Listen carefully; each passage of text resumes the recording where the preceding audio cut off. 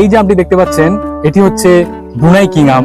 দেখুন এখনো কিন্তু আমটি ম্যাচিওর হয়নি, তাতেই দেখুন কতটা বড় হয়েছে, এটা এর দ্বিগুণ সাইজ হবে। এবার যে আমগুলো দেখতে পাচ্ছেন থোকায় থোকায় ধরে রয়েছে, এটি হচ্ছে বাড়িফোর আম। এই আমটিও ছাদ বাগানের জন্য খুবই ভালো একটি আম।